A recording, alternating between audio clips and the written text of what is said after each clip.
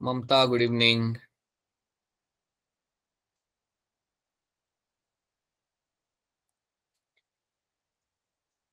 चलिए, let's jump on to the topic of your something what we have done. So पिछले class में हमने देखा था in terms of my carbon dioxide transport. उसके context में हमने स्टोरी देखी थी। हमेशा आपको याद रखना है यहाँ पे कि आपका आपका 7% CO2 आपका जाता है गेटिंग डिजॉल्व इन प्लाज्मा। ये 7% ट्रांसपोर्ट आपका इस तरीके से होगा, bye getting itself dissolve in the plasma, right. 70% आपका जा रहा है वाया बाइकार्बोनेट, ठीक है। 23% आपका जा रहा है by getting itself combined with the haemoglobin. तो ये तीन फॉर्म में आपका। हाँ जी बेटा, गुड इवनिंग बेटा, good evening, right. So this is something you have to know, right now. इसके बाद हमने देखा था कि आपके आरबीसी जब आपका पहुंचता है टिश्यू के पास, तो आपका CO2 आपका ट्रेवल करके जाएगा आपके आरबीसी के अंदर, और जैसे ही वो अंदर जाएगा it will combine with water and will give you H2CO3। और ये सब आपका हो रहा है with the help of the enzyme carbonic anhydrase. क्या मुझे कार्बोनिक एनहाइड्रेस प्लाज्मा में भी देखने के लिए मिलेगा? Yes sir. सर वहां पे भी होता है, ठीक है। H2CO3 वे अब स्प्लिट करेगा into H+ ion and HCO3। HCO3 जैसे ही मेरा बाहर निकल जाता है आरबीसी से, तो आपको एक आयनिक इम्बैलेंस क्रिएट होता है, उसको आपको मेंटेन करना है। तो वो टाइम पे आप क्लोराइड आयन को आप अंदर लेके आते हो, and that is your chloride shift. और इसको ही हम यहाँ पे बोलते हैं हमारा हैमबर्गर फिनोमेना। अब HCO3 will combine with your sodium ions and will give you NaHCO3, ठीक है। और इसी फॉर्म में आपका ब्लड जो है आपका पहुंचेगा आपके लंग्स तक, घूमते घूमते आपके लंग्स तक वो पहुंचेगा। नाउ एक्सक्यूज मी, जैसे वो लंग्स तक पहुंच जाएगा वो क्या होगा, आपका NaHCO3 आपका होगा split into HCO3 and sodium ions. ये HCO3 आपका वापस आ जाएगा आपके आरबीसी के अंदर, और उसके बाद आपका जो क्लोराइड आयन था, गुड इवनिंग बेटा, good evening, will get back into outside plasma, ठीक है। आपका क्लोराइड है ना, आपका वापस प्लाज्मा के अंदर आ जाएगा, और इसको बोलते हैं हम यहाँ पे हमारा chloride back shift. HCO3 combine करता है H+ आयंस के साथ और बनाता है आपका H2CO3, जो बाद में स्प्लिट होकर बनाएगा आपका H2O और CO2। याद रखिएगा, जब CO2 आपका यहाँ पे बन गया, अब इस CO2 को आप रिलीज कर सकते हो आपके एल्वेलाई के अंदर। Now this CO2 will get inside the alveoli, और इस तरीके से आप CO2 को ट्रांसपोर्ट कराते हो और अल्टीमेटली आप उसे भेजते हो आपके एल्वेलाई के अंदर, जहां से वो ट्रेवल करके बॉडी के बाहर निकल जाएगा during your expiration. So that is the main thing you have to know in terms of transport of my CO2। अगर आपको इतनी स्टोरी याद रहती है, अगर आपको मालूम है क्या है मेरा क्लोराइड शिफ्ट और क्या है मेरा क्लोराइड बैक शिफ्ट, देन आपको कोई दिक्कत नहीं आएगी इसके रिलेटेड क्वेश्चन सॉल्व करने में। तो that is something you have to know. हम देख चुके हैं यहाँ पे कार्बन मोनोऑक्साइड के बारे में याद रखना, 200 टाइम्स मोर एफिनिटी होती है to bind to haemoglobin compare to my oxygen. और जब आपका ये कंबाइन करेगा हीमोग्लोबिन के साथ, तो आपका बनेगा आपका कार्बोक्सी हीमोग्लोबिन। और अगर ऐसा हो रहा है तो एक कुछ चीज याद रखना कि वहां से निकलता नहीं है, ये वहां पे आके लग जाता है and it is not able to come out, like ये वहां पे आके अटक जाएगा या लग जाएगा वहां पे, और वहां से डिटैच नहीं होगा, तो बड़ी प्रॉब्लम होती है इसलिए। So that's why it is something which is going to be very harmful for the human beings. Okay, so carbon monoxide poisoning अगर आपको कभी होती है, देन याद रखना that is going to be fatal, that is always going to be your fatal. So ये आपको यहाँ पे याद रखना है। नाउ हमने बात किया अबाउट द इरेट्रोपोइडिन के बारे में हमने बात किया था, और हमने ऑल्सो बात किया था in terms of my PED, performance enhancing drugs, ठीक है। नाउ इसके बाद हमें क्या करना है, now we have to understand आपका ब्रीदिंग रेगुलेट कैसे होता है। So we have to understand now your regulation of your breathing. अब हम यहाँ पे समझेंगे आपका regulation of your breathing, regulation of breathing, कि आपकी ब्रीदिंग को रेगुलेट कैसे किया जाता है। तो आपको याद रखना है कि आपके ब्रेन में एक रीजन होता है। So in your brain you have a region known as a medulla oblongata, medulla oblongata. एक तो आपको ये नाम याद रखना है, मेडुला ऑब्लोंगेटा का नाम याद रखना है, और एक और नाम आपका यहाँ पे आएगा पॉन्स वेरोली, पॉन्स वेरोली। तो ये दो टर्म्स आपको यहाँ पे याद रखने, they are the one which are very actively involve in regulation of your breathing. आपके ब्रीदिंग को रेगुलेट करने के लिए आपके मेडुला ऑब्लोंगेटा और आपका पॉन्स वेरोली आपके यहाँ पे काफी एक्टिवली इन्वॉल्व होते हैं। अभी याद रखिएगा कि आपके ब्रेन से सिग्नल आ रहे होते हैं, और ये जो सिग्नल आ रहे होते हैं ये आपके आ रहे होते हैं थ्रू नर्व। सो ऑब्वियसली ये जो आपके जो मेडुला ऑब्लोंगेटा और पॉन्स है, यहाँ से आपके कई सारे आपके नर्व्स आ रहे होंगे, न्यूरॉन्स। कई सारे आपके यहाँ से नर्व्स आ रहे होंगे। और ये जो नर्व्स होंगे ये किसके साथ जाके इंटरेक्ट कर रहे होंगे? They must be interacting with the diaphragm. ये नर्व जाके इंटरेक्ट कर रहे होंगे आपके इंटरकोस्टल मसल से, बिकॉज अगर आपको याद हो तो यही दो आपके मसल्स होते हैं जो आपके एक्टिवली इन्वॉल्व होते हैं ड्यूरिंग योर ब्रीदिंग। ओके, तो ये जो नर्व्स होते हैं ना बेटा, ये नर्व्स आपके ब्रेन से आ रहे हैं and they are going reaching up to your intercostal muscle as well as your diaphragm.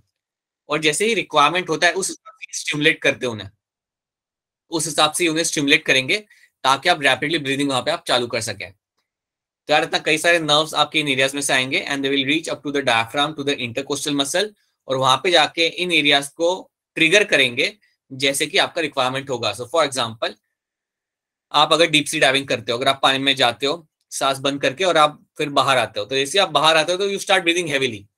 Okay, तो यहाँ पे इन नर्व्स का इन्वॉल्वमेंट काफी इंपॉर्टेंट होता है। This nerves are been involve over here, right. उसके अलावा आपका CO2 कंसंट्रेशन भी एक बड़ा ही इंपॉर्टेंट रोल प्ले करता है। सो विल सी दैट कि CO2 आपका कैसे हेल्प करेगा। बट पहले याद रखना है आपको पहली चीज कि आपके दो पार्ट आपको याद रखने हैं ब्रेन के। एक होता है आपका मेडुला ऑब्लोंगेटा और दूसरा आपका यहाँ पे आपका pons feruli. They are been very actively involved in the regulation of your breathing. तो अभी देखो, अभी तो आप कोई भागम दौड़ी कर नहीं रहे, तो अभी आपके बॉडी में CO2 का लेवल काफी नॉर्मल है। अभी इस कंडीशन के अंदर भी आप नॉर्मली ब्रीथ कर रहे हो, तो उसे रेगुलेट कौन कर रहा है? ये दो पार्ट आपके रेगुलेट कर रहे हैं। These are the two regions in the brain जो आपके बॉडी में ब्रीदिंग को फिलहाल रेगुलेट कर रहे हैं, right. So let's try to see them in slightly more detail. See, जब आप बात करते हो आपके मेडुला ऑब्लोंगेटा की, तो वहां पर आपको मिलेगा मेडुलरी रेस्पिरेटरी सेंटर। और अगर मैं इसे सिंपल लैंग्वेज में कहूं तो मेडुला ऑब्लोंगेटा में आपको दो ग्रुप्स मिलते हैं, दो रीजन आपको मिलते हैं। याद रखना, मेडुला ऑब्लोंगेटा के अंदर, मेडुला ऑब्लोंगेटा के अंदर आपको दो रीजन मिल जाएंगे। एक रीजन को हम बोलते हैं dorsal respiratory group, dorsal respiratory group, और दूसरा आपका होता है यहाँ पे ventral respiratory group, ventral respiratory group, जहां पे मेंशन किया हुआ है। अभी आपको याद रखना है कि डॉर्सल रेस्पिरेटरी ग्रुप क्या करता है? It is mainly concern with the inspiration, it is mainly concern with inspiration. So dorsal respiratory group जो आपके यहाँ पे होता है, उसका मेनली कंसर्न होता है कि ये आपके इंस्पिरेशन को रेगुलेट करेगा। ये याद रखना कि डॉर्सल मतलब वो डॉर्सल साइड पे होता है, वो मेडुला ऑब्लोंगेटा के डॉर्सल साइड पे आपको मिल जाएगा, ठीक है। और ये रेगुलेट करेगा आपके इंस्पिरेशन को। तो याद रखना, मेडुला ऑब्लोंगेटा के अंदर आपको दो रीजन यहाँ पे मिल जाए, dorsal respiratory group and ventral respiratory group. अगर आपसे कोई पूछे कि यार यहाँ पे एक्चुअली में होता क्या है, तो आपको बोलना है कि यहाँ पे आपको मिलते हैं कुछ न्यूरॉन्स, इन एरियाज के अंदर आपको मिलते हैं कुछ न्यूरॉन्स जो आपके ब्रीदिंग को रेगुलेट करते हैं। You have few neurons over here जो आपके ब्रीदिंग को यहाँ पे रेगुलेट करेंगे। तो एक आपका हो गया डॉर्सल रेस्पिरेटरी ग्रुप, दूसरा है आपके यहाँ पे वेंट्रल रेस्पिरेटरी ग्रुप। ये क्या करेगा? It can either cause inspiration और एक्सपिरेशन। ये आपके दोनों में से कोई एक को रेगुलेट कर सकता है, मतलब इसके पास दोनों ऑप्शन होते हैं। कई बार ये एक्सपिरेशन को रेगुलेट करता है, कई बार ये इंस्पिरेशन को रेगुलेट करता है। So it can cause either inspiration और एक्सपिरेशन, जो ये दोनों चीजों को रेगुलेट कर सकता है। तो याद रखना, ventral respiratory group can either cause expiration और inspiration. So that is one thing you have to know. So दो रीजन्स आप क्या होते हैं मेडुला ऑब्लोंगेटा के, ये आपको यहाँ पे याद रखना है। अगर आपका ये रीजन यहाँ पे डैमेज हो जाता है, देन ऑब्वियसली आपकी ब्रीदिंग आपकी हो नहीं पाती नॉर्मल तरीके से। So that is one thing you have to know. Okay, after this you have pons varolii, right. वहां पर खुलेगा आपका pons respiratory system. Pons varolii के अंदर आपको मिलेगा आपका पॉन्स रेस्पिरेटरी सिस्टम। यहाँ पे भी आपके दो रीजन होते हैं, एक होता है आपका न्यूमोटैक्सिक सेंटर, एक होता है आपके यहाँ पे pneumotaxic centre. So that is one thing you have to know, ये आपका होता है न्यूमोटैक्सिक सेंटर। अभी देखो होगा क्या, काफी अनलाइकली है कि आपको लोग पूछेंगे कि न्यूमोटॉक्सिक सेंटर का काम क्या होता है। काफी अनलाइकली है कि आपको लोग नीट में पूछेंगे कि बताइए न्यूमोटॉक्सिक सेंटर का काम क्या होता है, बट इतना तो आपसे वो लोग पूछ सकते कि यार ये सेंटर आता कहाँ पे है। तो याद रखना, this is something I will get to see in my pons varolii, ये मुझे मेरा पॉन्स वेरोली के अंदर देखने के लिए मुझे मिल जाएगा। ठीक है, क्योंकि देखो होता क्या है ना, आप देखोगे कि आपका मेडुला ऑब्लोंगेटा भी इंस्पिरेशन में रोल प्ले कर रहा है, ये भी इंस्पिरेशन में रोल प्ले कर रहा है, तो इसलिए ऐसे क्वेश्चन वो लोग नहीं पूछेंगे जिसके मल्टीपल आंसर हो सकते हैं। ऐसे क्वेश्चन वो लोग पूछेंगे नहीं जिसके अंदर काफी कॉन्ट्राडिक्टरी आंसर आपको मिल रहा है। तो आपको लेकिन वो लोग ये जरूर पूछ सकते हैं नीट के अंदर कि न्यूमोटॉक्सिक सेंटर आपको कहाँ देखने के लिए मिलता है। सो आप याद रखना, that is something you see in the pons varolii, ये आपको पॉन्स वेरोली के अंदर देखने के लिए मिल जाएगा। और आप याद रख लेना उसके बाद उसके ऊपर that it will have a role in my inspiration, it will have a role in terms of your inspiration. Then you have apneustic centre. Apneustic centre की अगर आप बात करते हो, if you talk about the apneustic centre यहाँ पे, then याद रखना ये कहाँ आता है, ये आपके लोअर पार्ट में आता है, ये आपके पॉन्स वेरोली के लोअर पार्ट में आएगा। तो अगर ये मेरा पॉन्स वेरोली है तो इसके नीचे वाले एरिया में मेरा आता है यहाँ पे आपका एपिन्यूस्टिक सेंटर। और कहा जाता है कि आपका रेगुलेट करता है डेप्थ ऑफ इंस्पिरेशन, आप कितने डीपली आप इंस्पायर कर रहे हो वो रेगुलेट करता है मेरा यहाँ पे एपिन्यूस्टिक सेंटर। ये कहा जाता है, ये बिलीव्ड है, this is what people believe, that apneustic centre is going to regulate the depth of inspiration. याद रखना, ये आपका इंस्पिरेशन की डेप्थ को ये रेगुलेट करेगा, राइट। सो यहाँ पे आई थिंक मेंशन किया इन लोगों ने, so it is going to control the depth of inspiration. So ये याद रखना, is going to control the depth of inspiration। तो ये दो रीजन्स आपको याद रखने हैं in terms of your pons varolii. और मिडिल ऑफ लॉन्गेटा के अंदर भी आपके dorsal and ventral respiratory groups आपको यहाँ पे याद रखने हैं। जनरली हमने देखा गया है कि आपके नीट एग्जाम के अंदर वो लोग सिंपल क्वेश्चन रखते हैं कि यार इनमें से कौन सा रीजन आपका ब्रीदिंग को रेगुलेट करता है, that's the kind of question they ask you generally. But अगर कभी अगर क्वेश्चन आता है, बिल्कुल जो आ भी सकता है, तो याद रखना कि न्यूमोटॉक्सिक सेंटर कहाँ पे आता है, इन द पॉन्स वेरोली। एपिन्यूस्टिक सेंटर भी आपका आता है इन द पॉन्स वेरोली के अंदर। और medulla oblongata will have two regions, dorsal and ventral respiratory group. तो इतना पहले तो आपको यहाँ पे याद रखना, this is one of the component of regulation of breathing. पहले तो आपको इतना इसके अंदर याद रखना है, that is the one thing you have to know. After this you have to understand क्या होता है मेरे यहाँ पे केमिकल रेगुलेशन। अभी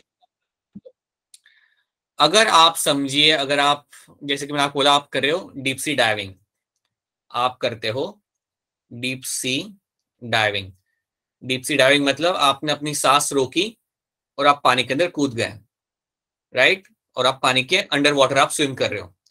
तो अगर आप यहाँ पे डीप सी डाइविंग अगर आप कर रहे हो तो क्या होगा, आपके बॉडी के अंदर CO2 का लेवल बढ़ेगा, आपके बॉडी के अंदर CO2 का लेवल बढ़ने लगेगा, बिकॉज आप ब्रीथ नहीं कर रहे हो, you are under the water, right. So the amount of CO2 will start rising. अगर मेरे बॉडी के अंदर CO2 का लेवल बढ़ रहा है तो क्या मेरे बॉडी के अंदर प्रोटॉन्स का लेवल भी बढ़ेगा? बढ़ेगा नहीं बढ़ेगा? क्या मेरे बॉडी के अंदर H+ आयंस का कंसंट्रेशन बढ़ेगा नहीं बढ़ेगा? H+ आयंस का कंसंट्रेशन भी मेरे बॉडी के अंदर बढ़ेगा। अब होता क्या है कि जब आपके बॉडी में CO2 और H+ आयंस का कंसंट्रेशन बढ़ने लगता है तो इसको कोई तो भी डिटेक्ट करेगा। आपके बॉडी में कुछ रिसेप्टर्स होते हैं जिनको हम बोलते हैं कीमो रिसेप्टर्स। आपके बॉडी में कुछ कीमो रिसेप्टर्स होते हैं, you have some chemoreceptors. और ये जो कीमो रिसेप्टर्स होते हैं ये इस लेवल को डिटेक्ट कर लेते हैं, they can actually detect the level of my CO2 and H+ ions. ये लोग डिटेक्ट कर सकते हैं, they can actually detect the level of high level of CO2 and H+ ions. तो ऐसा समझो ये उस अलार्म की तरह होते हैं जो डिटेक्ट कर लेता है स्मोक को। कई बार पता है कई बड़े बड़े ऑफिस के अंदर अलार्म्स लगे होते हैं, अगर थोड़ा भी अगर स्मोक आपका ऑफिस में अगर होने लगता है, अगर थोड़ा सा भी स्पार्क अगर जनरेट होता है कैबिन के अंदर, देन वो आपका अलार्म रेज कर देता है। उसी तरीके से यहाँ पे कुछ आपके कीमो रिसेप्टर्स आपके होंगे और ये रिसेप्टर्स डिटेक्ट करते हैं इसके CO2 और H+ आयंस के कंसंट्रेशन को। अब आपको समझना ये है कि यार ये रिसेप्टर है कहाँ पे। ये रिसेप्टर आपको मिलेंगे दो जगहों पे। आपने एक अओर्टा करके नाम सुना होगा, अगर आपने हार्ट पढ़ा है, yes sir, yes sir, right, तो वहां पे आपको कुछ आपको रिसेप्टर्स आपको मिल जाएंगे, you will find some receptors over there and they are called as my aortic body. So I would say aortic body के ऊपर आपको कुछ रिसेप्टर्स वहां पे मिल जाएंगे. So ये जहाँ पे aorta आपका होता है वहां पे आपको मिलेंगे कुछ aortic body. So they will be having some receptors. Okay. उसी तरीके से आपने एक और टर्म सुना होगा carotid artery. Yes, sir. Yes, sir. एक और टर्म सुना होगा आपका कैरोटिड आर्टरी. सो कैरोटिड आर्टरी वाले एरिया के अंदर भी आपको मिलते हैं आपके carotid body. You will have the carotid body. और ये जो रीजन है कैरोटिड बॉडी एंड आउटिक बॉडी, यहाँ पे होते हैं वो कीमो रिसेप्टर्स. ये वो रीजन होता है बेटा आपका जहां पे आपको वो कीमो रिसेप्टर्स मिलते हैं. तो ये नाम लिखने का रीजन ये था, याद रखना ये जो आर्टरीज है ना, aorta एक आपका हो गया, यहाँ पे बड़ी आर्टरी आपकी होगी एंड कैरोटिड आर्टरी, इनके ऊपर ही आपको ये दो रीजन्स मिलेंगे, aortic body and carotid body. और यहाँ पे आपको वो रिसेप्टर्स मिलेंगे. In this area only you will get to see receptors. तो यहाँ देखो यहाँ पे लिखा हुआ है chemoreceptors are present in the aortic body and the carotid body. यहाँ पे आपको कीमो रिसेप्टर्स आपको मिल जाएंगे. अब जैसे ही कीमो रिसेप्टर डिटेक्ट करे, क्या डिटेक्ट करेंगे वो लोग? They can detect the excess of CO2 and hydrogen ions. जैसे ही उन्होंने इसे डिटेक्ट करना है तो लोग क्या करेंगे? They will convey the signal towards the brain. ये लोग जैसे ही डिटेक्ट करते हैं क्या होगा यहाँ पे? They will convey the signal towards the brain. तो ये अपना जो सिग्नल है, they will convey the signal towards the brain. Brain में भी अगर प्रिसाइसली देखा जाए, will convey the signal towards the medulla oblongata. Medulla oblongata को ये लोग सिग्नल भेजेंगे. राइट. तो एक सिग्नल इन्होंने भेज दिया. सिग्नल क्या भेजा इन लोगों ने कि यार लेवल काफी बढ़ चुका है. लेवल बढ़ चुका है आपका यहाँ पे कार्बन डाइऑक्साइड का और आपके H+ आयंस का. राइट. और ये सिग्नल कैसे जाएगा? सिग्नल आपका जाता है via nerves. So via nerves the signal will reach to the medulla oblongata. अब मेडुला ऑब्लोंगेटा क्या करेगा? ये वाया नर्व्स आपका एक सिग्नल भेजेगा towards the diaphragm and your ribs, और I would say intercostal muscle. So medulla oblongata क्या करेगा आपका यहाँ पे? ये भी सिग्नल भेजेगा वापस से. इसने जान लिया, इसको पता चल गया कि CO2 और H+ का कंसंट्रेशन यहाँ पे बढ़ चुका है. And now I will find via some nerves. आप यहाँ पे सिग्नल रिले करोगे. So via through nerves you will be finding कि आप अपना आप यहाँ पे रिस्पॉन्स भेजना चालू करोगे. और रिस्पॉन्स यहाँ पे क्या होगा? Response will be given to your, और रिस्पॉन्स जनरेट करने के लिए बोला जाएगा to your diaphragm and your intercostal muscle.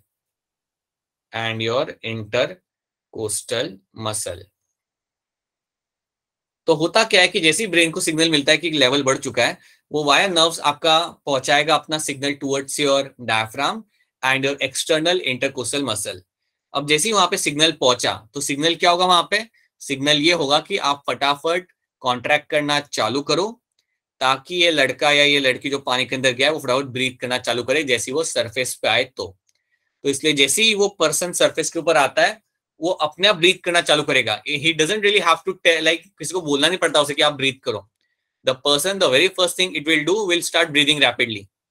Right. And that is what been happening over here.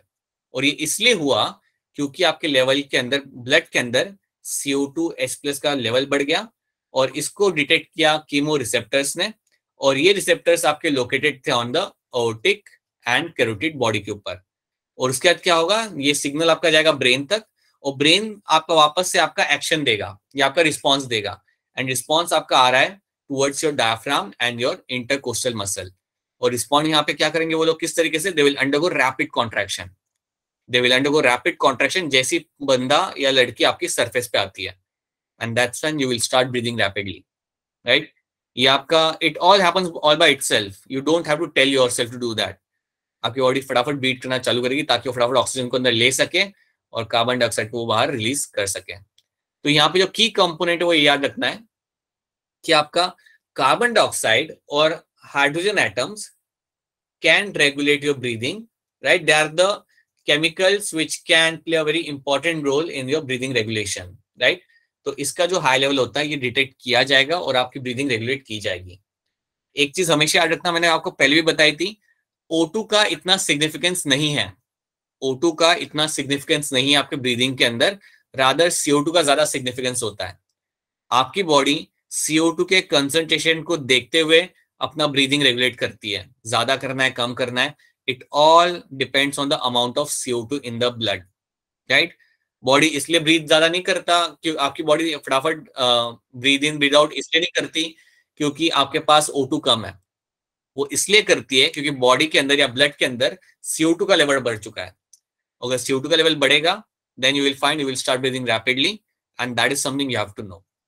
अब क्योंकि यहाँ पे आपके कुछ रिसेप्टर्स इन्वॉल्व है जिनके थ्रू आप सिग्नल भेज रहे हो, और रिसेप्टर्स किसको डिटेक्ट कर रहे हैं, CO2 और हाइड्रोजन आयन को, so that's why we call it as a chemical regulation. तो ये है मेरा यहाँ पे as a chemical regulation, so that is something you have to know in terms of the chemical regulation. ठीक है, अब एक और चीज मैं यहाँ पे बताना चाहूंगा आपको कि याद रखना, अगर आपका डायफ्राम डैमेज होता है, अगर आपका डायफ्राम डैमेज होता है then that is also going to be a fatal. अगर आपका डायफ्राम यहाँ पे डैमेज होगा देन याद रखना that is something going to be very fatal and the person usually ends up dying because of that, right. अगर आपने assignment check किया होगा तो आई थिंक एक असाइनमेंट में ये क्वेश्चन था कि एक इंडिविजुअल है, उसकी सडनली डेथ हो गई और कोई इंजरी मार्क नहीं उसकी बॉडी के ऊपर, कोई इंजरी मार्क बॉडी हुआ था लेकिन कोई इंजरी हो गई, तो क्या रीजन हो सकता है, and the reason is the diaphragm must have got punctured. अगर आपका डायफ्राम गया देन आपका ब्रीदिंग वहां पे आपका बिल्कुल बंद हो जाता है and that can be very fatal. Fatal means the person can usually end up dying. ठीक है, तो याद रखना what is my chemical regulation, याद रखना what is happening in the chemical regulation. तो क्या केमिकल रेगुलेशन ऑफ ब्रीदिंग यहाँ पे आपको क्लियर है? Is this part clear to all of you? Yes, sir.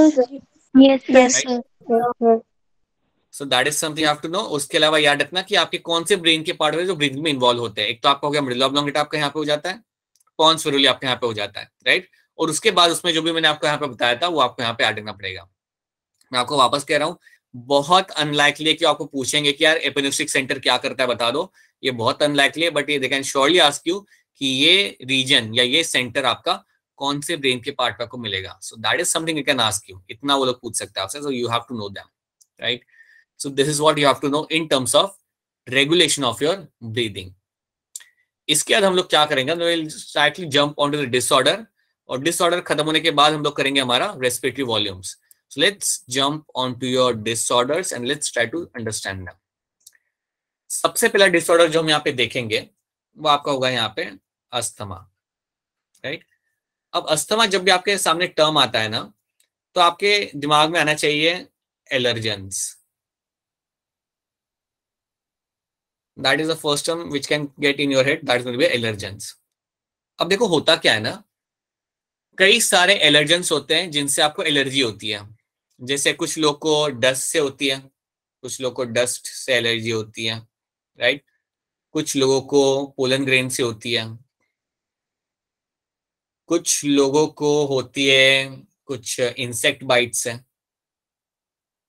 Insect bite से, राइट। तो लोगों को अलग अलग चीजों की एलर्जी होती है। कुछ लोगों को कुछ सब्जियों की होती है, ये भी शायद आपने सुना होगा। कुछ लोगों को कोई सब्जी वो लोग खा नहीं सकते, सब्जी खाने से हो जाती है कई बार कुछ लोगों को एक टाइप की allergy, right. Some people have allergy of cosmetic, अगर वो कोई कॉस्मेटिक सब्सटेंस यूज करते हैं उनका पूरा मुंह लाल हो जाता है, स्वेलिंग आ जाती है, तो वो भी होता है कई बार, राइट। अब एलर्जी में होता क्या, बेसिकली एलर्जी में होता क्या है कि आपका यहाँ पे बॉडी एक स्ट्रॉन्ग रिस्पॉन्स देता है। आपका यहाँ पे जो बॉडी होगा एक स्ट्रॉन्ग रिस्पॉन्स देगा किसी एलर्जन को। फॉर एग्जाम्पल आप हम देखते हैं कि हम में से कोई एक है जिसको डस्ट की एलर्जी है या पोलन ग्रेन की एलर्जी है, तो जैसे ही वो पोलन ग्रेन के कांटेक्ट में आएगा उसकी बॉडी एक स्ट्रॉन्ग रिस्पॉन्स देगी, राइट। अब कई बार वो रिस्पॉन्स हो सकता है कि उसे रैपिडली वो स्नीज करने लगे, राइट, ब्रीदिंग डिफिकल्टी हो जाए उसे। कई बार कुछ एलर्जी की रिएक्शन ऐसे होती है कि आपकी पूरी बॉडी रेड हो जाती है, स्वेलिंग हो जाती है, आर्म्स के ऊपर स्वेलिंग हो जाती है, right. So that is all is example of my allergic reaction, right. That is all is example of your allergic reaction कि आपने उस सब्सटेंस को छू लिया या आपने उस सब्सटेंस के कांटेक्ट में आप आ गए तो आपकी बॉडी एक स्ट्रॉन्ग रिस्पॉन्स दे रही है, ओके। कुछ लोग होता है कि यार उन्हें इंसेक्ट ने बाइट कर लिया तो उनका पूरा आर्म उनका वो रेड हो जाएगा और स्वेलिंग हो जाएगी, so that's allergic reaction, okay. So what will be happening here ना, जब भी हम बात करते हैं किसी एलर्जन की, तो ये चीज वो है जो आपको ट्रिगर कर सकती है। It can trigger the allergic reaction. So allergen is nothing but something which can trigger and allergic reaction, और ये सेम चीज आपको देखने के लिए मिलती है in the case of your asthma. तो अस्थमा में क्या होता है कि कई बार पोलन ग्रेन हो गया या डस्ट पार्टिकल हो गए, यहाँ ये आपके हो गए allergens, they are your allergens over here, और ये आपका स्टिमुलेट करते हैं release of your histamine, they stimulate the release of histamine from the mast cells. आपके मास्ट सेल में से हिस्टामाइन रिलीज होना यहाँ पे चालू होगा। अगर आपको याद हो तो पहले पहले वाले लेक्चर में हमने बात किया था हिस्टामाइन क्या करता है, अगर किसी को याद हो तो हिस्टामाइन ब्रोंक्यूल्स को क्या करेगा? हिस्टामाइन आपके ब्रोंक्यूल्स को क्या कंट्रैक्शन करेगा। बिल्कुल सही, it will undertake the constriction of the bronchioles. Yes, constriction of your bronchioles आपका किया जाएगा बाय योर हिस्टामाइन। तो जो नॉर्मल आपके ब्रोंक्यूल थे, समझो अगर आपके नॉर्मल ब्रोंक्यूल थे, वो नॉर्मल नहीं रहते हैं, वो सडनली आपके हो जाते छोटे, they become slightly smaller over here, they become slightly smaller over here, right. और अगर ऐसा होता है, अगर ऐसा आपका यहाँ पे हो रहा है, then obviously you will have difficulty in breathing. अगर ऐसा होगा then you will have difficulty in breathing, और वही चीज आपको यहाँ पे देखने के लिए मिलती है। ठीक है, तो यहाँ पे क्या लिखा हुआ है? Contraction of a bronchiole smooth muscle, जिससे वो एकदम छोटी हो जाएंगी, नैरो हो जाएंगी। और अगर वो वहां पे नैरो हो रही है देन ऑब्वियसली वहां से एयर पास होना काफी डिफिकल्ट हो जाएगा, you don't find air passing through that particular area. एक तो ये चीज आपकी होती है, so that's a one thing you will find happening.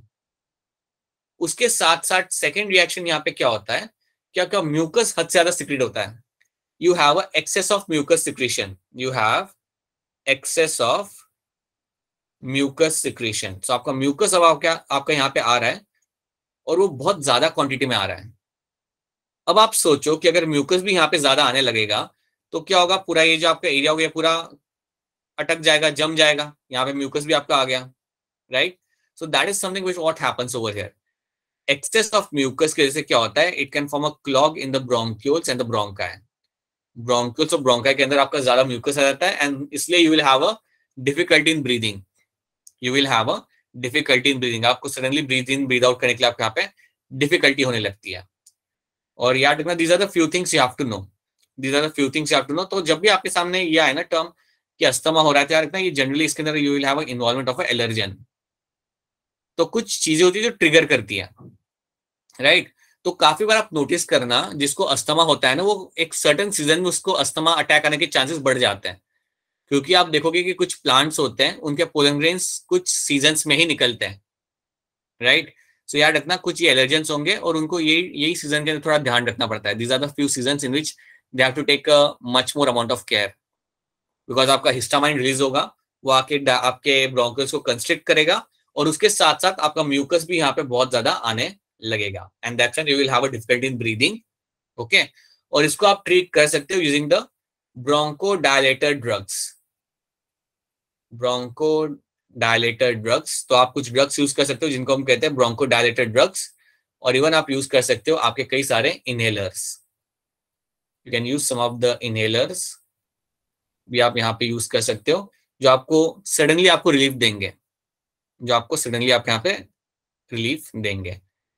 ठीक है, तो आपने वो तो देखा होगा वो नेबुलाइजर जो लोग यूज करते हैं, दैट इज समथिंग वो लोग यूज करते हैं जब आपको एक अस्थमा का अटैक आ रहा होता है, तो वो लोग उसे यूज करते हैं। उसने कुछ नहीं करना है, उसने आपके पैसेज को खोल देना है। आपके जो ब्रोंक्यूल्स या ब्रोंकाई का जो आपका पैसेज है जो बिल्कुल अभी जम चुका है, मतलब उसके अंदर सारा म्यूकस आ चुका है, उसको वो खोल देगा तुरंत, and the person will have a sense of breathing और will have a sense of satisfaction जो वो ब्रीथ कर रहा होगा। और ये ड्रग्स होते हैं ना, ये ड्रग्स जनरली आके हिस्टामाइन को बंद करवाते हैं। ये ब्रोंकोडायलेटर्स ड्रग्स होते हैं, ये दे जनरली कम और ये हिस्टामाइन को टारगेट करते हैं। कभी आप आगे जाके पढ़ोगे ये चीज को कि अगर कभी कोई आपको एलर्जिक रिएक्शन आता है ना, तो डॉक्टर आपको फटाफट देता है आपको एंटी हिस्टामाइन, डॉक्टर आपको एंटी हिस्टामाइन का शॉट देगा, एंटी हिस्टामाइन का शॉट देगा। और एंटी हिस्टामाइन का शॉट देने का रीजन ये होता है ताकि वो हिस्टामाइन को जाके बंद करा सके। नाम से पता चल रहा है, एक है आपका हिस्टामाइन और उसको ट्रीट करने के लिए आप जो ड्रग दे रहे हो जो आपके हिस्टामाइन को जाके बंद करवाएगा या उसके रिएक्शन को कम करवाएगा, that is my anti histamine. तो कई बार ऐसा होता है कि अगर हम बात करें कोई दूसरे एलर्जिक रिएक्शन की जहां पे आपके स्किन पे रेडनिंग हो रहा है, तो अगर आप डॉक्टर के पास जाते हो then he will give you a shot of antihistamine ताकि ये वो बंद हो जाए। Excuse me, that is something it will do, right.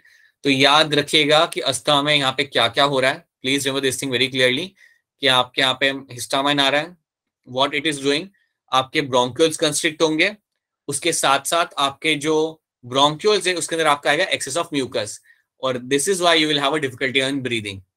और ये टाइम पे you can use your inhalers, और आप यहाँ पे यूज कर सकते हो अपने ब्रोंको डायलेटेड ड्रग्स जो आपके पास ऑलरेडी प्रिस्क्राइब करे हुए होंगे। तो और एक और चीज याद रखना कि जिनको अस्थमा होता है उनको सर्टेन सीजन में थोड़ा ध्यान रखना पड़ता है, बिकॉज आपके ट्रिगर जो है वो कुछ एलर्जन करते हैं। पोलन ग्रेन बहुत कॉमन ट्रिगर हमने देखा है, पोलन ग्रेन बहुत कॉमन ट्रिगर हमने देखा है। डस्ट भी आपका काफी कॉमन ट्रिगर होता है जो लोगों में आपको देखने के लिए मिल जाता है, ठीक है। So this is something you have to know. तो क्या अस्थमा आपके यहाँ पे, is the asthma clear to all of you? Yes, Is sir. the clear Yes, to all of sir. you? Yes, sir. Right?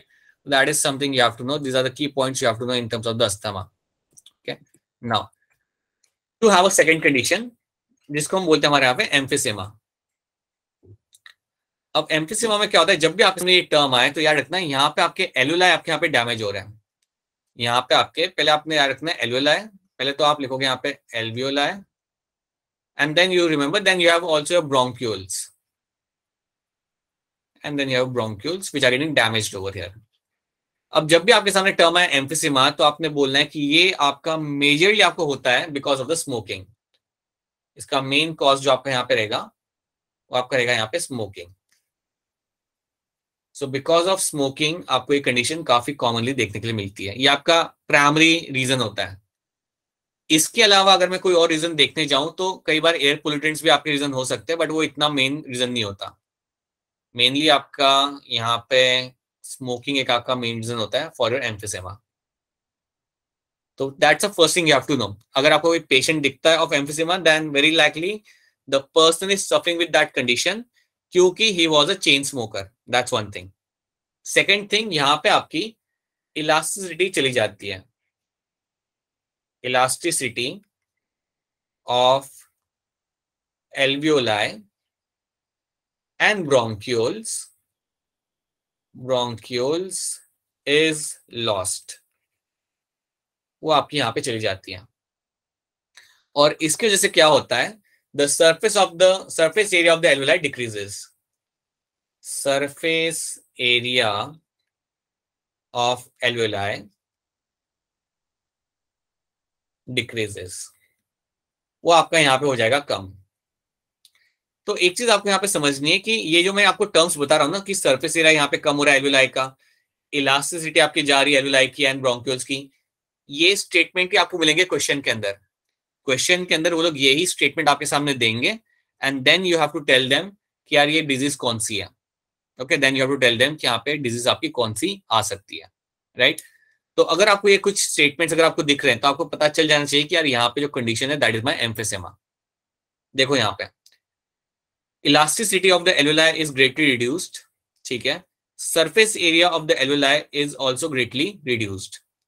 This affects your normal exchange of gases. इसके वजह से आपका normal exchange of gases आपके यहाँ पे हो नहीं पाता। alveolar sac के अंदर आपको air वहां पे मिलेगी, the alveolar sac के अंदर your remains filled with the air even after expiration। तो यहाँ पे होता क्या है ना, आप जब एक्सपायर कर रहे हो, जब आप ब्रीद आउट कर रहे हो, उसके बावजूद आपके एल्वेलाई के अंदर थोड़ी बहुत एयर रह जाएगी। So you will always have a sense of breathlessness, आपको एक ब्रेथलेसनेस हमेशा फील होगा क्योंकि आप जब एक्सपायर कर रहे हो तो आपकी पूरी एयर आपकी बाहर जा नहीं रही, आपको वहां पे एक थोड़ा फील्ड आपको वहां पे एयर आपको मिल जाएगा and that will always have interruption with the normal exchange of gases. तो याद रखना आपके एल्वेलर सैक के अंदर थोड़ी अमाउंट में आपकी एयर रह जाती है even after your expiration. So that is something you have to know, right.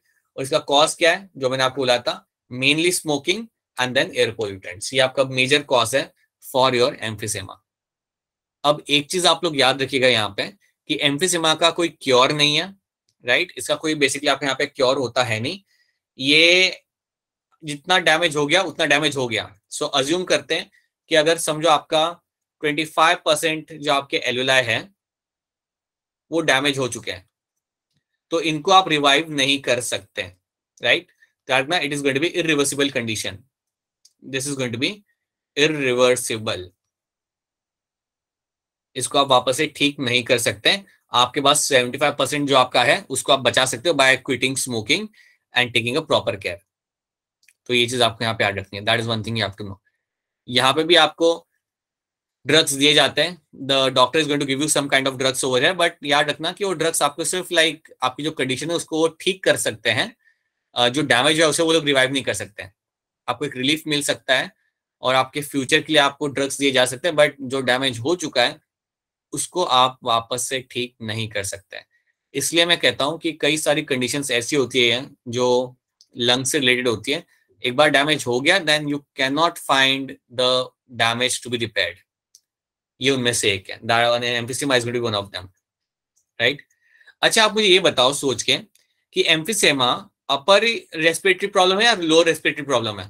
Sir lower respiratory sir lower बिल्कुल बिल्कुल, ये लोअर रेस्पिरेटरी प्रॉब्लम है आपके यहाँ पे, क्योंकि आपका लंग्स में अफेक्ट कर रहा है। Same thing goes for your asthma as well, same thing goes for your asthma as well. अच्छा एक और चीज मैं आपको यहाँ पे बताना चाहूंगा, you will also get to see कि अस्थमा में कई बार आपका क्या होता है, you also get to find यहाँ पे आपके ब्रोंक्यूल्स के अंदर इन्फ्लेमेशन भी आपको देखने के लिए मिलता है। कई बार इसके अंदर your bronchi also undergoes inflammation, ये भी आपको कई बार देखने के लिए मिल जाता है। At times you get to see कि आपके bronchi undergo inflammation during the asthma attack. Yes ये याद रखना, ये भी एक चीज याद रखना कि अस्थमा अटैक जब आ रहा हो रहा है, एलर्जन से हो रहा है, हिस्टामाइन आके अपना कंस्ट्रिक्शन कर रहा है, म्यूकस आपका बन रहा है और उसके साथ साथ आपके bronchi also undergoes inflammation, right. उनके अंदर आपको इन्फ्लेमेशन होते हुए आपको यहाँ पे दिख जाएगा। So that is also one thing you have to add, ये भी एक चीज आप यहाँ पे ऐड कर सकते हो। Now that is my emphysema. याद रखना यहाँ पे आपका एल्वेलाई का सरफेस एरिया कम हो रहा है, उनकी इलास्टिसिटी यहाँ पे जा रही है। तो मेरे दो की टर्म्स हैं, अगर ये की टर्म्स आपको दिख जाते हैं देन राइट लेफ्ट देखना है नहीं, आपने डायरेक्ट एम्फिसेमा पे टिक करना है और आगे बढ़ना है। सरफेस एरिया कम हो रहा है, इलास्टिसिटी आपकी जा रही है, that is going to be your emphysema वाली condition. Okay, that is going to be your emphysema जो आप रिवाइव नहीं कर सकते, डैमेज का रिवाइव नहीं कर सकते। Next one is my occupational disorder. अगर आपके कुछ काम ही ऐसा है जिसके वजह से अगर आपके लंग्स को डैमेज हो रहा है, that is something can be called as your occupational disorder. तो इसमें दो टर्म आपके देख रखे हुए हमने, एक तो सिलिकोसिस और एस्बेस्टोसिस। तो होता क्या है यहाँ पे, now let's try to understand this thing कि यार ऑक्यूपेशनल डिसऑर्डर में होता क्या है। फॉर एग्जाम्पल कोई माइनिंग इंडस्ट्री में काम कर रहा है, कोई माइनिंग इंडस्ट्री में काम कर रहा है, राइट। इवन पता है देखा जाए तो इवन अगर आप ग्लास इंडस्ट्री में काम कर रहे हो, अगर कोई वर्कर ग्लास इंडस्ट्री में काम कर रहा होता है ना, ग्लास इंडस्ट्री के अंदर, इवन देन इसको ये कंडीशन हो सकती है। अब देखो यहाँ पे है क्या, ये एस्बेस्टोसिस क्या है ना, बेसिकली ये आपका एस्बेस्टोस एक पत्थर होता है। Asbestos asbestos is basically a stone. आप जब जियोलॉजी पढ़ोगे ना, कभी जियोलॉजी तो आपने कभी पढ़ना है नहीं, बट जियोलॉजी में टर्म आता है, asbestos is basically a stone, right. और कई बार आप माइनिंग कर रहे होते हो ना, तो टाइम पे ड्रिलिंग कर रहे होते हो आप, काफी चीजों का लाइक निकाल रहे होते हो, एक्सकवेशन कर रहे होते हो, तो वो टाइम पे ये जो डस्ट पार्टिकल्स होते हैं, ये जो एस्बेस्टोस के जो डस्ट पार्टिकल होते हैं, ये आपके लंग्स में जा सकते हैं। इनके जो डस्ट पार्टिकल होते हैं ये आपके लंग्स में जा सकते हैं, they can reach into your lungs. और अगर ये लंग्स के अंदर जाते हैं then what will happen, that will lead to a formation of a fibrous tissue. ये लंग्स में जाने के बाद क्या होगा, लंग्स के अंदर आपका बनने लगेगा आपका यहाँ पे फाइब्रस टिश्यू। सो लंग्स के अंदर there will be a formation of your fibrous tissue. So fibrous tissue formation आपका लंग्स के अंदर होने लगेगा। अब अगर आप यहाँ पे फाइब्रस टिश्यू फॉर्मेशन हो रहा है देन ये आपके लिए प्रॉब्लमेटिक है। याद रखना, अगर लंग्स के अंदर फाइब्रस टिश्यू फॉर्मेशन अगर आपका होने लगता है which will happen because of the dust particles, then this is a matter of concern. ये भी आपका रिवर्सिबल नहीं है, ये भी आपकी कंडीशन रिवर्सिबल नहीं है। जितना डैमेज हुआ लंग्स में उतना तो रहेगा ही रहेगा, राइट। और ये ऐसा नहीं कि 15 दिन के बाद होता है, इसके जो सिम्टम्स आपको दिखते हैं वो काफी सालों के बाद आपको दिखते हैं। तो अगर कोई किसी माइनिंग इंडस्ट्री में 10-15 साल तक काम कर रहा है देन यू विल फाइंड कि आपको इसके सिम्टम्स आपको देखने के लिए मिलेंगे, ठीक है। तो ऐसा नहीं कि 10 दिन के लिए तुम घूम के आ गए माइंड में तो आपको होने लगा ये, that's not how it works. ये बहुत लंबे एक्सपोजर के बाद ही आपका होता है, राइट। अब ग्लास इंडस्ट्री में क्या होता है ना, ग्लास इंडस्ट्री में अगर आपको मान दो glass is made of your silica, glass is made of your silica, तो अगर सिलिका के पार्टिकल्स अगर आपके हो, सिलिका के पार्टिकल्स अगर ये आपके लंग्स में जाते हैं, even that can lead to formation of your fibrous tissue, even that can lead to formation of your fibrous tissue. अगर फाइब्रस टिश्यू बन रहा है, that's not something which is good for you by any means. तो देखो यहाँ पे chronic exposure to silica and asbestos dust will lead to a formation of your fibrous connective tissue in the upper part of the lungs। और इसके जो symptoms आपके होंगे, symptoms are seen after chronic exposure for 10 से 15 साल तक exposure आपका होता है, उसके बाद आपको symptoms दिखता है। और काफी बार ये condition even cause cancer formation देखा गया है। People working in such industry या सच साइट पर अगर जो लोग काम कर रहे होते हैं, उनको लंग कैंसर के चांसेस काफी ज्यादा होते हैं उनके। सो ट्यूमर फॉर्मेशन भी इसके अंदर लोगों के अंदर काफी प्रोमिनेंटली देखने के लिए मिल जाता है। ठीक है, याद रखना ये क्योरेबल नहीं है, जो डैमेज हो गया वो हो गया, इसको आप क्योर नहीं कर सकते हैं, राइट। तो this is what you find happening in the occupational disorder. याद रखना योर सिलिकोसिस एंड एस्बेस्टोसिस आपको याद रखना है, और आपको याद रखना है यहाँ पे कि आपके लंग्स में क्या हो रहा है। There is a formation of your fibrous connective tissue in the lungs, in the upper part of the lungs, जो आपके लिए डैमेजिंग होता है। अब आप मुझे ये बताओ कि आपको ये तो पता चल गया कि यार ये है क्या, ये यहाँ पे हो क्या रहा है। अगर आप एक इंडस्ट्रियलिस्ट हो तो आप अपने वर्कर्स को किस तरीके से हेल्प करोगे ताकि उन्हें कंडीशन हो ना, like how you can make sure that your workers are not getting affected by this condition. तो आपका क्या होगा यहाँ पे स्कूल ऑफ थॉट बताइए। सर उन्हें बोला जाए कि वो मास्क लगाने के लिए मास्क। ठीक है, एक तो आपका हो गया सही, एक हो गया आपका हो गया प्रोटेक्टिव गियर। ठीक है, एनीथिंग एल्स और कुछ सोचो सोचो, सोच के बताओ। ये तो बड़ा जनरल क्वेश्चन है, ऐसा क्वेश्चन नहीं जिसको आपको पढ़ के आंसर करना पड़े। एक तो आप और क्या कर सकते हो आप अपने वर्कर्स के लिए। चलो सर उन्हें हाँ बोलो बोलो बोलो। क्लीनिंग रख सकते हैं। क्लीनिंग रख सकते हैं मतलब उनको बोलेंगे नहा धो के आना जब भी आओ इंडस्ट्री हमारे माइंड के अंदर, गंदे मत आना। क्या cleaning? I can potentially inform them about the harmful effect के रिलेटेड जो ये 10 पार्टिकल आपके हैं उनके रिलेटेड मैं उन्हें इन्फॉर्म कर सकता हूँ। बिल्कुल उन्हें इन्फॉर्म करना काफी इंपॉर्टेंट रहेगा, क्योंकि अगर आप उन्हें इन्फॉर्म कर रहे हो ना देन वो खुद से भी थोड़े वो हो जाते हैं कि यार हमें अपना ध्यान रखना है। ठीक है, और कुछ आपके हिसाब से और कुछ और क्या हो सकता है इसके अंदर? काफी ओपन एंडेड क्वेश्चन है ये। Anything else?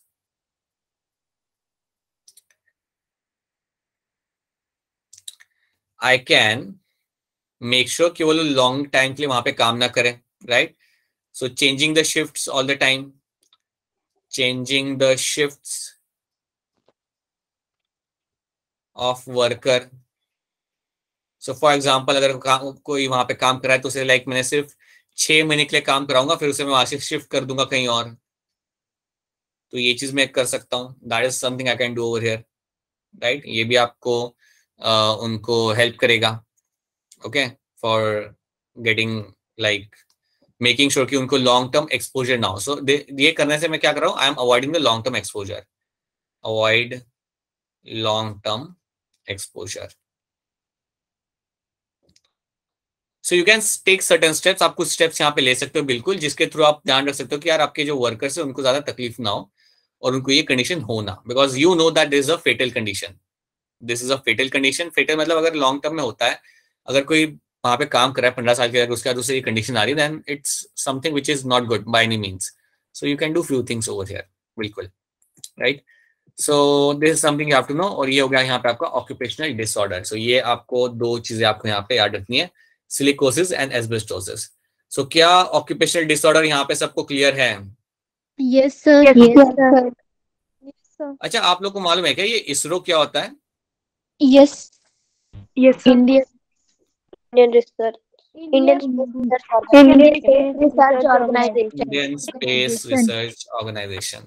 ठीक है, बढ़िया, राइट। सो मैं ऐसे ही रैंडमली पूछूंगा, आपको क्या लगता है अगर यहाँ पे मुझे ज्वाइन करना हो, अगर आप में से किसी को यहाँ पे ज्वाइन करना हो, तो क्या लगता है इसमें मिनिमम एलिजिबिलिटी कितनी होती होगी इनके एंट्रेंस एग्जाम देने की, या मिनिमम एलिजिबिलिटी कितनी होती होगी इनके इंटरव्यू को देने की, कितना परसेंटेज चाहिए लगता होगा आपके हिसाब से? अरे रैंडम गेस लो, क्या लगता है? इट्स अ बिग ऑर्गेनाइजेशन ना। 65 max minimum.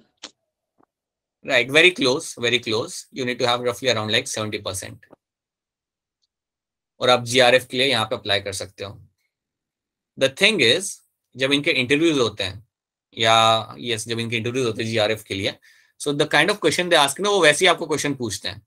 वो आपको एक सिचुएशन देंगे, they will give you a situation and then they will ask you that okay, possibly tell me what are the sets of thing you can do or what can be the possible solution for that kind of solution, what that kind of situation.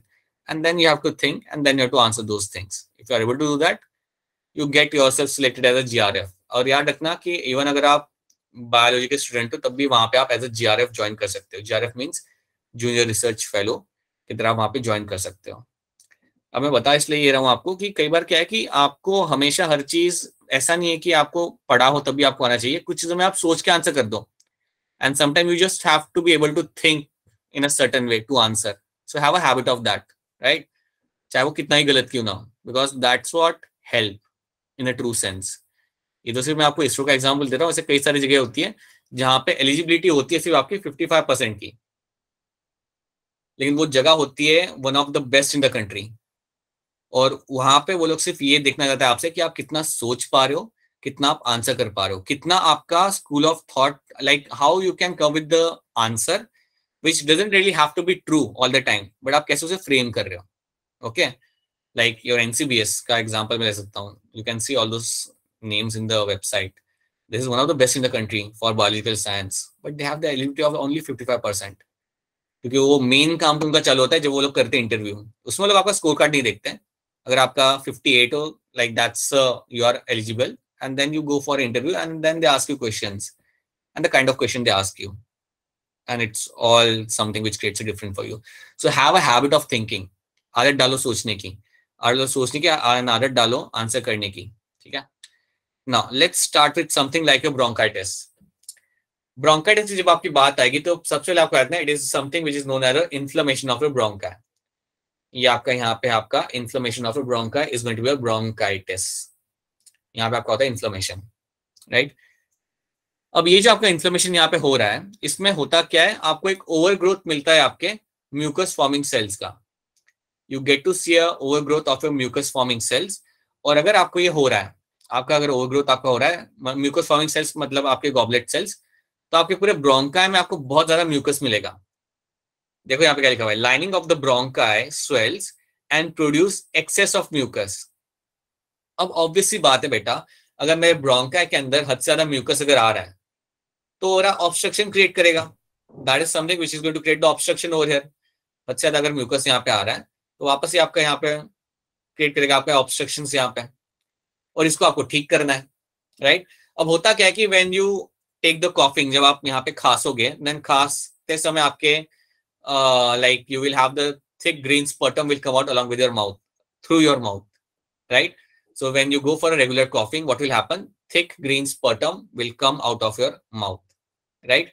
ये काफी commonly आपको देखने के लिए मिल जाता है, और आप काफी खांसते हो इसके अंदर, बिकॉज you know कि आपका म्यूकस वहां पे काफी ज्यादा हो चुका है, and you have to push that mucus towards the mouth part, so that's why you will be coughing all the time. Okay, reason क्या होते हैं इसके? रीजन आपके हो सकते हैं, आप पे कई बार पोल्यूशन हो सकता है, स्मोकिंग हो सकता है, राइट, और कई बार आपका कोई इन्फेक्शन भी हो सकता है, कोई अगर पैथोजेनिक इन्फेक्शन भी आपका ब्रोंकाइटिस आपको कॉज कर सकता है, राइट। तो यहाँ पे भी आपका हो क्या रहा है, आपके ब्रोंकाई यहाँ पे हो रहे हैं इन्फ्लेम्ड, इन्फ्लेमेशन ऑफ ब्रोंकाई, और उसके साथ साथ याद रखना overgrowth of your mucus forming cells, मतलब गॉबलेट सेल्स की दिख रही है आपको यहाँ पे ओवरग्रोथ, और क्योंकि आपको उनकी ओवरग्रोथ यहाँ पे दिख रही है तो उससे क्या होगा, आपका हद से ज्यादा म्यूकस बनेगा आपके ब्रोंकाई के अंदर, and because of that you will have a difficulty in breathing, तो वो रहेगा ही, and you will always coughing all the time, and while you are coughing thick green sputum आपका यहाँ पे निकलेगा। अब मैं ऐसी चीजों को हाईलाइट इसलिए कर रहा हूँ क्योंकि वो लोग क्वेश्चन में पूछ सकते हैं। आपको क्वेश्चन में ये कुछ वो लोग कैरेक्टर पूछ लेंगे and then they will expect you कि तुम इसका सही आंसर बताओ।